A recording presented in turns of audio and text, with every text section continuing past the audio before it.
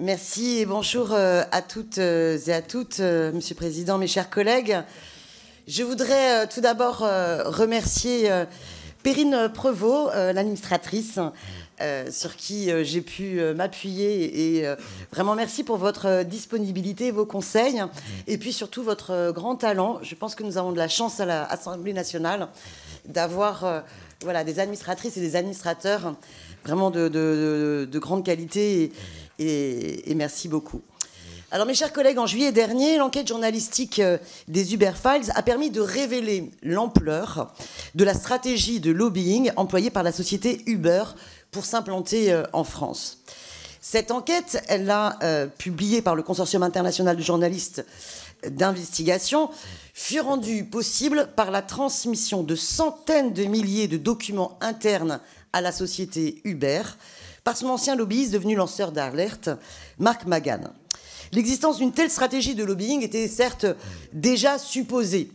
Cette enquête a néanmoins révélé non seulement l'ampleur, mais aussi la façon dont l'action ou l'inaction des pouvoirs publics lui a permis finalement de prospérer.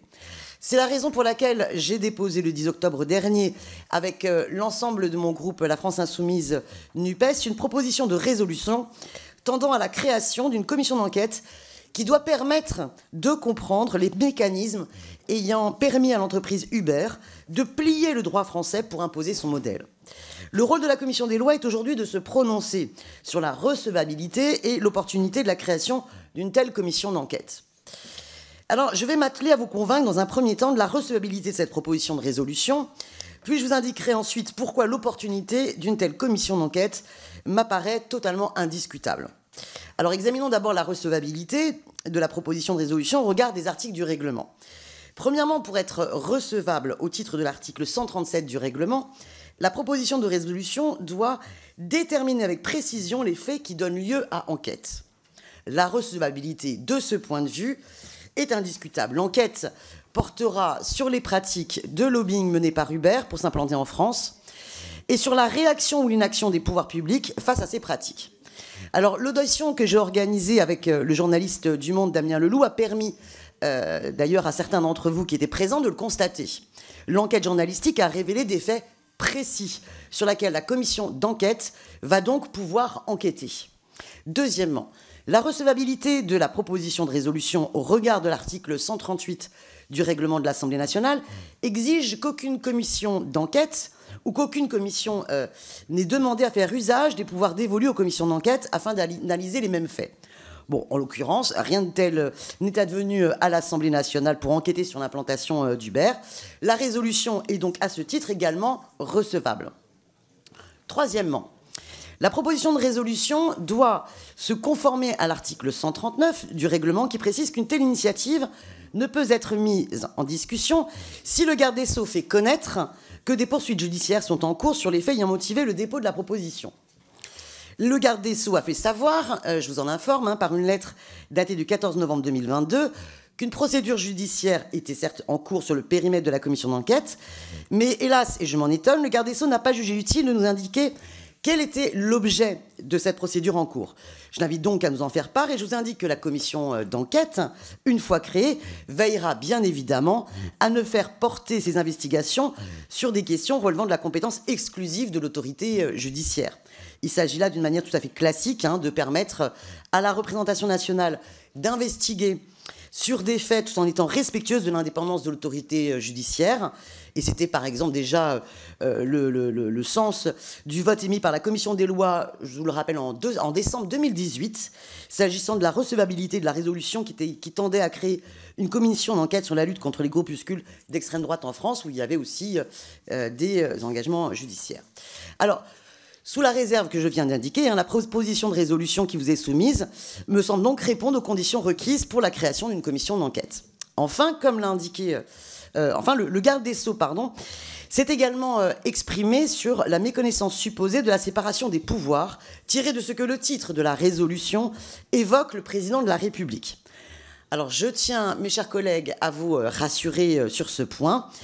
Cette commission d'enquête ne vise M. Emmanuel Macron que pour son implication en tant que ministre de l'économie dans l'implantation d'Uber en France, hein, lorsque M. François Hollande était président de la République.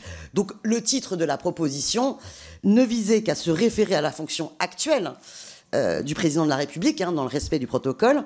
Et j'en veux pour preuve que le dispositif de la proposition de résolution mentionne très explicitement qu'il s'agit d'enquêter sur le rôle du président de la République actuel lorsqu'il était ministre de l'économie. Or, c'est bien au dispositif de la proposition qu'il convient de se référer pour cerner l'objet de l'enquête, le titre étant quant à lui dépourvu de toute portée normative. Alors, pour achever de vous convaincre de la clarté de nos intentions en la matière, j'ai déposé 2 amendements touchant à la fois le titre et le dispositif de la proposition de résolution, et je vous inviterai tout à l'heure à les adopter. Donc, pour ces différentes raisons, il apparaît que la proposition de résolution ne pose pas de difficulté au regard des conditions de sa recevabilité. Examinons à présent son opportunité. Celle-ci, me semble, est indiscutable. Les auditions que j'ai organisées en préparation de notre réunion ont permis d'entendre le témoignage poignant de quelques organisations défendant la profession de taxi, qui nous ont fait part des conséquences économiques, sociales de l'implantation d'Uber pour leur profession et des drames humains qui en ont résulté. Alors que le soutien apporté à l'implantation d'Uber par certains décideurs, dont M. Macron, le ministre de l'époque, était présenté comme étant motivé par la perspective de création d'emplois, nous savons aujourd'hui que la réalité d'Uber et de l'ubérisation du monde du travail est bien plus sombre.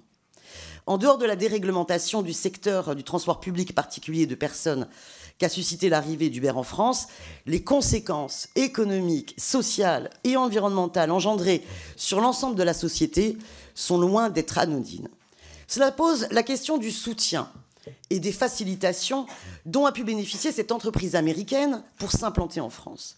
Alors que le sérieux doute sur les conséquences de ce modèle économique aurait dû inciter à considérer avec attention où se situait l'intérêt général dans cette affaire. Il est ici question d'une entreprise, mes chers collègues, qui a pu, sans réaction immédiate ou suffisante des pouvoirs publics, lancer son implication ouvertement illégale d'une entreprise qui, par l'utilisation des techniques informatiques, est parvenue à empêcher des contrôles administratifs et judiciaires d'être opérés. D'une entreprise dont l'implantation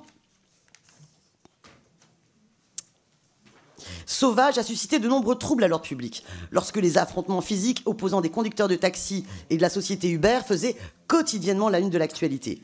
Il s'agit, mes chers collègues, également d'une entreprise dont l'activité a eu des conséquences sociales dramatiques, non seulement au sein de la profession de taxi, mais également ultérieurement au sein de la profession des chauffeurs VTC qui travaillaient pour elle dans des conditions de précarité qui n'ont cessé d'être croissantes. D'une entreprise qui, en dépit de ses méthodes, est parvenue à exploiter chaque faille de la réglementation, à mener chaque manœuvre dilatoire, y compris sur le plan judiciaire, pour que les pouvoirs publics ne parviennent à rétablir la légalité. D'une entreprise dont la stratégie consistait à créer le chaos pour qu'un État, de fait, s'impose à l'État de droit. D'une entreprise qui, pourtant, a trouvé des alliés dans l'appareil d'État. Je pourrais même rajouter d'une entreprise qui a quand même été attaquée pour des cas aussi de violence et de viol. D'une entreprise qui n'a pas hésité à développer des stratégies d'optimisation et d'évasion fiscale. L'ancien député Laurent Grandguillaume a témoigné en audition des pratiques d'Uber auxquelles il a fait face lorsqu'il était rapporteur en 2016 de la loi qui porte son nom. L'écrivain Laurent Lane a également confirmé lors de son audition qu'il lui paraissait opportun que l'Assemblée nationale puisse enquêter, avec les moyens qui sont les siens, sur la stratégie d'implantation de la société Uber. Il m'apparaît indispensable de comprendre les mécanismes qui furent mis en place par la société Uber pour parvenir à jouer avec les limites de la légalité. De quelle façon, mes chers collègues, les décideurs publics ont-ils été approchés? Comment ont-ils répondu aux sollicitations de l'entreprise? Et surtout, pourquoi l'ont-ils fait?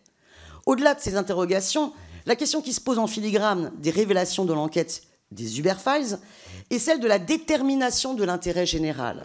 Celle-ci exige de la transparence, là où l'implantation d'Uber en France contient son lot de zones d'ombre. Mes chers collègues, notre rôle est d'éclairer ces zones d'ombre. Il est de notre devoir de comprendre comment la société Uber est parvenue à plier le droit français à son modèle économique. Nous devons faire ce travail afin d'assurer pour le futur une meilleure capacité des pouvoirs publics à faire face au lobbying, afin de garantir que l'intérêt général soit l'unique intérêt poursuivi dans l'élaboration de la législation et de la réglementation de notre pays. Tel est notre rôle de députés. Je pense que dans les groupes de notre Assemblée, nous pouvons toutes et tous rejoindre cet objectif. Et c'est la raison pour laquelle je vous invite, mes chers collègues, à constater que les conditions requises pour créer cette commission d'enquête sont toutes réunies. Je vous remercie.